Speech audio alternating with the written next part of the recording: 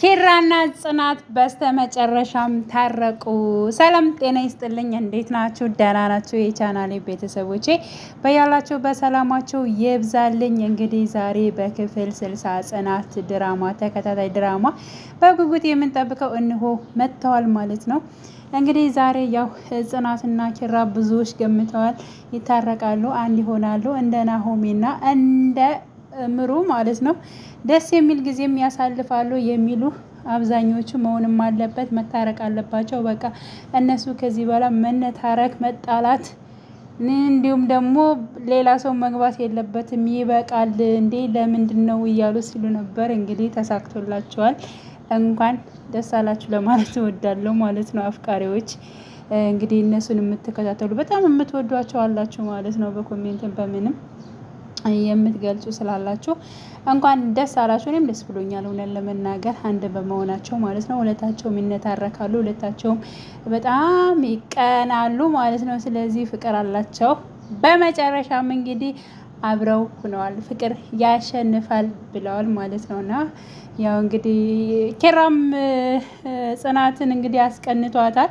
ምክንያቱም ሁላቸው በአሰቡት ሴራ ነው። ያሰበችው ሰኒ ነች። በነገራችን ላይ በጋራ ተወያይተው ነው ማለት ነው። እንግዲህ እስኪ እሷ እንደምትቀናና የሆነ ነገር እንድትል እናድርግ በማለት እንግዲህ ያው ኪራን ከነናሆም ቤት ያሳድሩትና ከዛ ጽናት ስልክ ስትደውል ደግሞ ሴት ታነሳዋለች። እንግዲህ ምሩም ሌላ ሴት መስላ ቤቢ ምናምን የኔ ፍቅር ተኝቷል ሲነሳ ያወራሻል በማለት እንግዲህ ለጽናት ትመልስላታለች።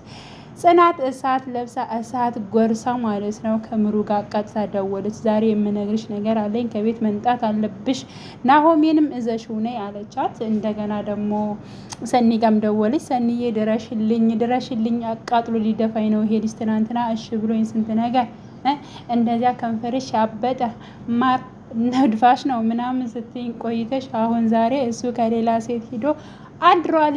ስለዚህ እባክሽ ነይ በማለት እንግዲህ ሰኒም በራ መታለች ማለት ነው ወደ ጽናት። ስለዚህ እነ ናሆሜ መጥቷል።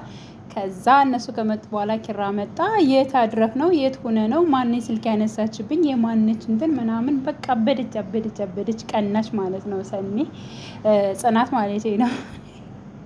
የምሬን በጣም ነው እንትን ሲሉ የነበሩት ማለት ነው። በጣም ነው ያስቃሉ። ፓርቱ እነሱ ያመጡት ሴራ እንደገና ደግሞ ጽናት እንደዛ የተናደደችው ነገር አይኗን ጎልጉሎ አይኗ እስከሚወጣ ድረስ ማለት ነው። እና ማነች? ለምንድን ነው እንደዚህ የምታደርገኝ? ትናንትናስ ምን ብለህ ነበር? ዛሬ ሌላ ጋር የሄድከው? በማለት እንግዲህ እንደምትወጪኝ ለምን አትገልጭልኝም? ለምን አትነግሪኝም? በማለት እንግዲህ ኪራም አፋጠጣት። እንግዲህ በመጨረሻ ምን በጣም ነው የምወድ በጣም ነው የማፈቅር፣ ግን አንተ ምን ያደርጋል በመጨረሻ ሌላ ጋር ሄድክ። እኔ አንቺ ከምታመጭልኝና አንቺ ከምታቀርብልኝ ሴት ይልቅ እኔ መርጬ ብሄድ አይሻልሽም ወይ? የኔን ደስታ አይደለ ወይ የምፈልገው? በማለት እሱም ይመልሳታል። አልፈልግም እኔ ያንተ ብቻ ነኝ፣ አንተን ነው የምፈልገው፣ ሌላ ሰው እንዲነካብኝ አልፈልግም በማለት እንግዲህ እሺ ብሎ እንደዛ ከሆነ እንደምትወጂኝ እኮ አውቃለሁ፣ እንዲሁ ነው ዝም ብለሽ የምትርቂኝ በማለት እንግዲህ እቅፍ አድርገዋለች። እሱም እቅፍ አድርጓታል። እንግዲህ እነ ናሆሜ ማለት ነው ጥሩምባ ሳይቀር ነፍተዋል፣ አጨብጭበዋል ምናምን ነገር አብረው ስለሆኑ ማለት ነው። ስለዚህ የኪራ የጽናት አፍቃሪዎች ወዳጆችም እናንተም እንግዲህ ጥሩምባ ንፉ። ዛሬ ጥሩምባ መንፋት አለባቸው።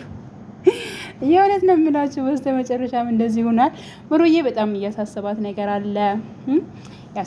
ነገር አለ በስተመጨረሻ ሙዶቼ እንግዲህ የነ ጽናት ፍቅር ነበረ፣ አሁን ተመልሷል። እንግዲህ ሰኒ በውስጧ የያዘችው ነገር አለ፣ የእሱ ነገር አለ። የነ ጽናት ቀድሟል። እንግዲህ የእሷ ጉዳይ አለ። እንደገና ደግሞ ያው ምሩ እጅግ በጣም ያሳሰባት ነገር አለ። ምክንያቱም ናሆሜ የልብ ታማሚ እንደሆነች ምሩ ለቤተሰቦቹ አልተናገረም። ይህ ነገር በጣም እያሳሰባት ነው ያለው። የኔ ህይወት አንዴ ተመሰቃቅሏል፣ ግን ደግሞ የናሆሜ ህይወት እንዲመሰቃቀል አልፈልግም። እንደው ፈጣሪ አንተ እንዳስጀመርከን ፍጻሜያችንን አሳምርልን በማለት እንግዲህ ፈጣሪ ለምናለች ማለት ነው ምሩ። ስለዚህ ይሄው ነገር ነው ያለው። ሌላ እንግዲህ ፋብትን ነው ስለ ጽናትና ስለ ኪራ በቃ የለም አንድ ሆነዋል ጋይስ። ደስ የሚለው ነገር ከዚህ በኋላ ቤት የለሽ ማንበት ሶሲ የለሽ እንደገና ሀሴት የለሽ ሄኖክ የለሽ ምናምን ጥርግርግርግ ብለው ከቤት ወጥተዋል። ስለዚህ አሁን ኪራና ጽናት አላማቸውን ሊቀጩ ነው። ከዛ በቀጣይ እንግዲህ ሽማግሌ ይልካል። ኪራም እንግዲህ በቤተሰብ በኩል ያሳምናል ምናምን። ጽናትም እንደዚሁ ቆርጣለች፣ ለአባቷ ታሳምናለች። አሁን ወደ ኋላ የለም ይጋባሉ ምናምን። የናሆሚ እናትም ደስታ ታያለች። ከዛ በቃ የኪራ እናት ማለት ነው። የናሆሚ እናት ልጅ እያለች ነው እንግዲህ። እሱን ደግሞ እየቆየን የምናይበት ይሆናል ማለት ነው። እና ውድ ቤተሰቦች ዛሬ በዙ አወራሁ። እውነት ለመናገር እጅግ በጣም ደስ ስላለኝ ነው። እና ለቤት አዲስ የሆናችሁ በስተመጨረሻም ሰብስክራይብ አድርጉኝ፣ ነባር ቤተሰቦቼም አበረታቱኝ። ስለነበረን ቆይታ ሰላም ሆኑልን። እንግዲህ በክፍል 61 ሁላችንም በጉጉት እንጠብቃለን ማለት ነው። ሰርግ ይኖራል፣ ሽምግልና ምናምን ሊኖር ይችላል ምናምን። በቃ እንግዲህ በዓል እየደረሰ ነው። ከበዓል ወዲያ በቃ ፏ ብትን ነው ማለት ነው። እና ውዶች እወዳችኋለሁ። መልካም ጊዜ ተመኘውላችሁ።